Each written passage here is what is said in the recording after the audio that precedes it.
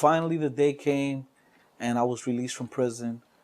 My mom, my dad, my little sister, my older sister came and picked me up. Everybody's hugging me and I thought I was gonna cry, but I didn't. You know, I was just so happy to be out that I didn't cry. We stopped at a restaurant and we ordered breakfast. So I ordered steak and eggs. So they're giving everybody their plates of, breakfast. And the waitress started walking away when I noticed a steak knife on my plate. And I said, "Excuse me, miss, you left this over here." And my family's looking at me like I'm crazy, but I'm not used to a big steak knife just being right there next to me. And they were like, "You need that to eat." And I was like, "Oh, wow." And my mother called my little brother who lives in Texas on the cell phone and said, "Here, your brother." And when my brother got on the line, he said, "Hey, Augie, how are you?" And that's when all the tears came. I mean, they came so much.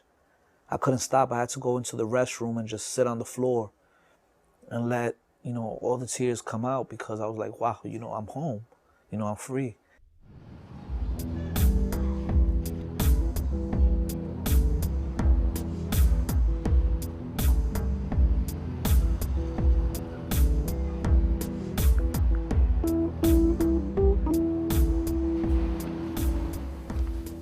Hi, Liz. Hey, Becca. Are these almost ready? Yeah, you're right on time.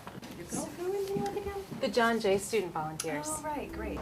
There's a couple of them already gone over. There's a couple of our students already gone over. So I just wanted to remind you again that, you guys in going over, you're representing John Jay, you're representing the Office of Community Outreach.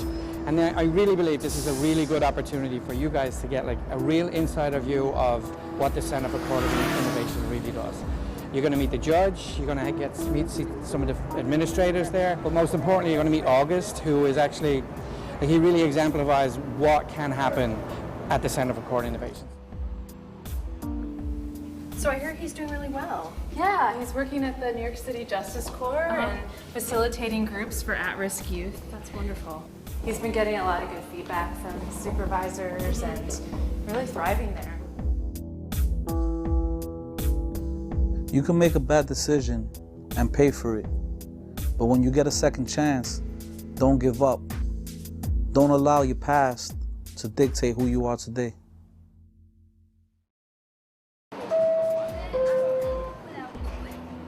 I was in prison from 1990 until September of 2008. I'm just getting over being institutionalized in prison.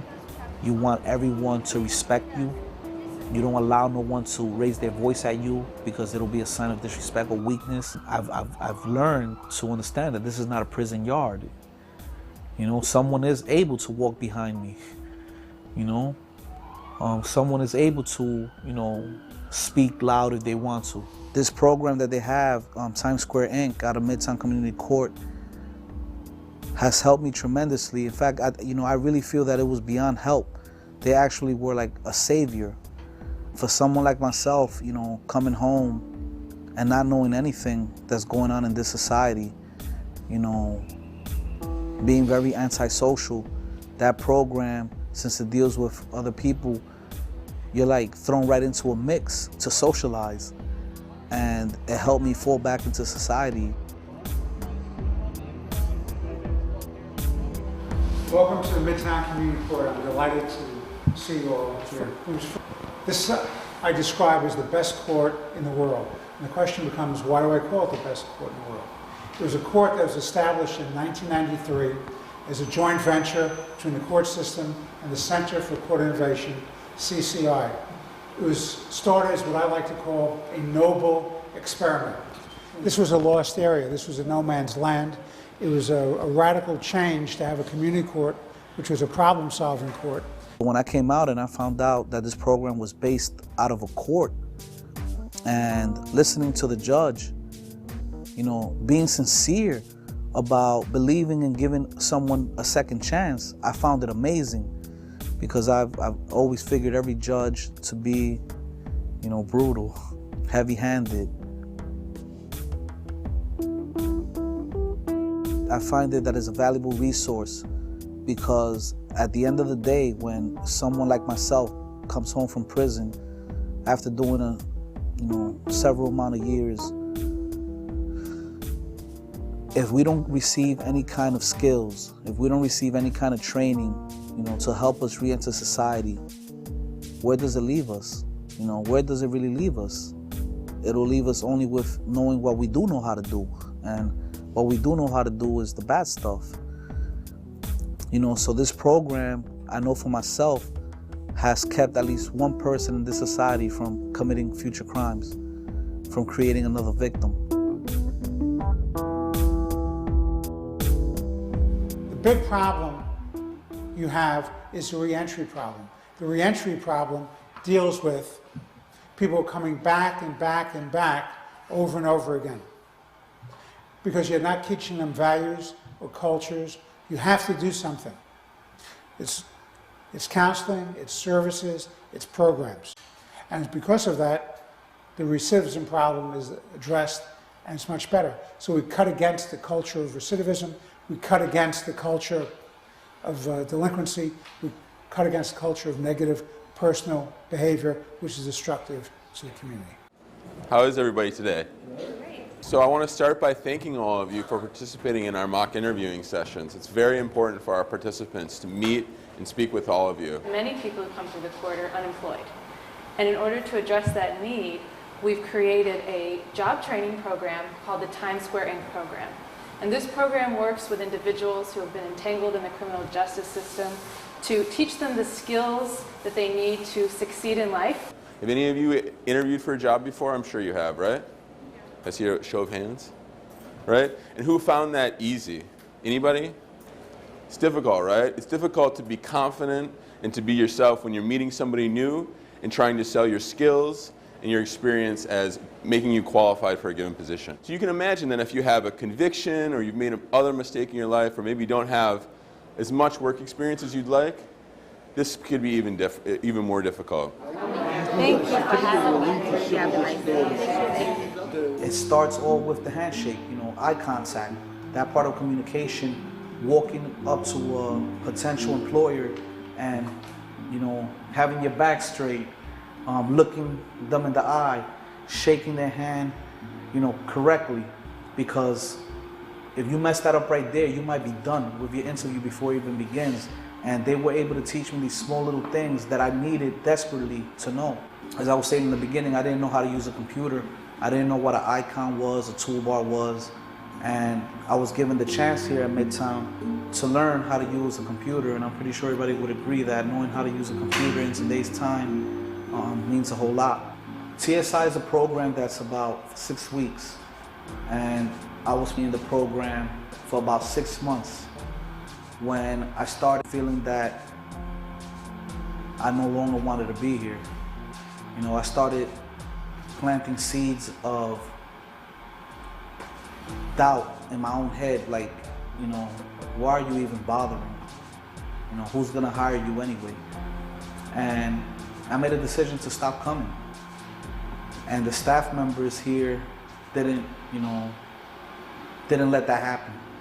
Linda Steele, who I consider my mentor, kept calling me and emailing me and telling me to come back.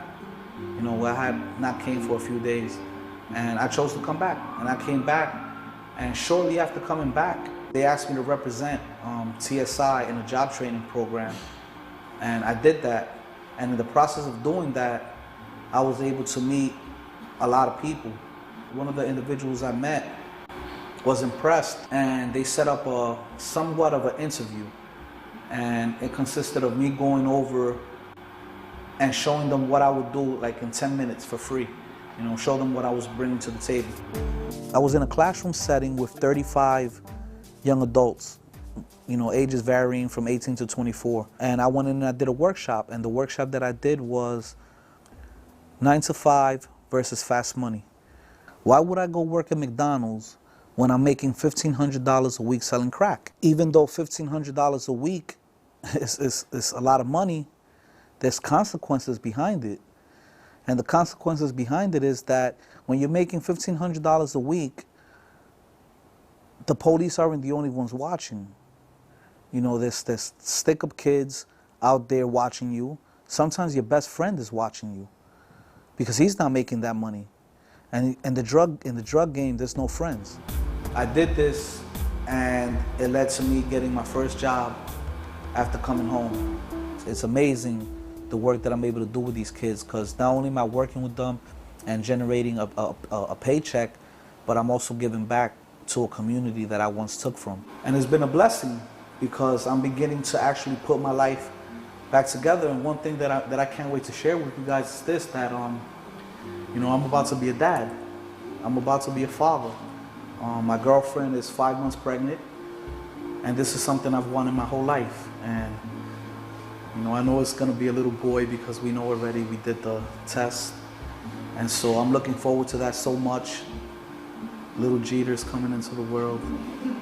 And the bottom line is, without this program being available to me, I know for a fact, you know, I would have been back in prison.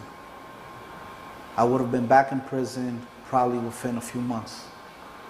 You know, not only that this program teach me the things that I needed to learn, it gave me hope. It showed me that there's people that care. And what I've been accustomed to is negativity, people that don't care, you know, just abuse, you know, alcohols and drugs. That was my life. So to come home and actually see someone that really cares, that wants you to succeed, you know, that motivates you, that talks to you respectfully, you know, was something new to me. You know, I'm glad that I'm able now to be a son to my parents, a brother to my siblings, an uncle to my nephews and niece. You know, I'm able to be a neighbor. I'm able to be someone, you know, that I could earn the respect and trust from my peers, my colleagues, my bosses. And it's not a respect that I'm earning because you're afraid of me, you know, because I'm running with a gang, you know, a pack. You know, I'm able to get trust and respect because I earned it. I'm beginning to prove, you know, that I'm August. You know, I'm not that same person I was many, many years ago when I was 17. I'm just happy for being August.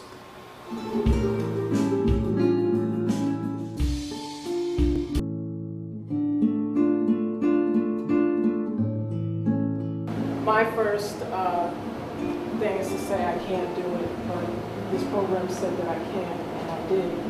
And I've developed a lot of good skills here, and I feel like I'm ready. And that I'm going to continue to try and work hard and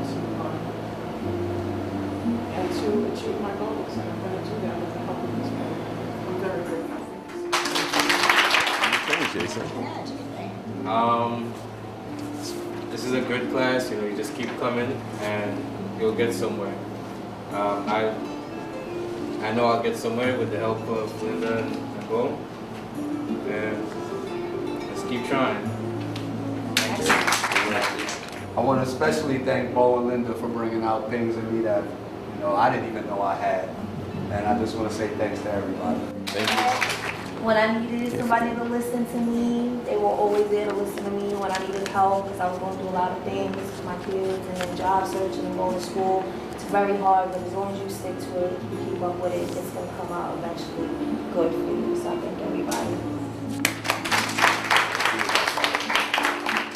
And just for me, this was one of my favorites. I'm a great believer in luck, and I find the harder I work, the more of it I have. I think that service learning is very important for people from all walks of life, because I think people get, you know, life isn't easy and everybody has to overcome some kind of obstacle at one point or another.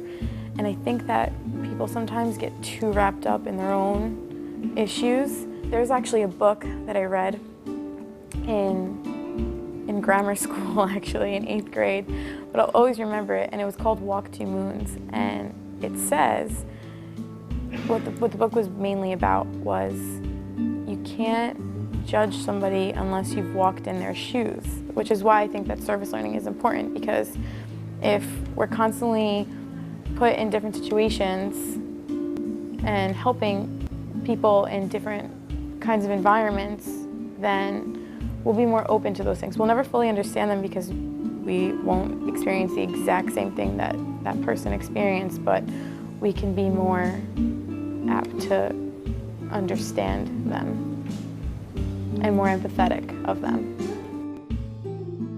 It's completely different when you're dealing with people face to face, and it's completely different than reading from a book and actually experiencing that feeling.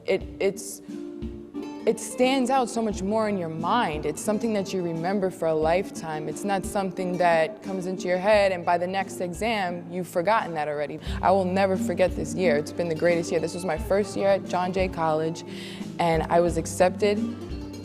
I met so many people. I got to work in conjunction with so many other great people, and it's just something that will stick in my mind forever. And I'm so glad that I made this decision, and I would hope that anybody else who has the opportunity would decide to do the same. I am interning at Center for Employment Opportunities, and I'm working with probationers and parolees. And I really don't feel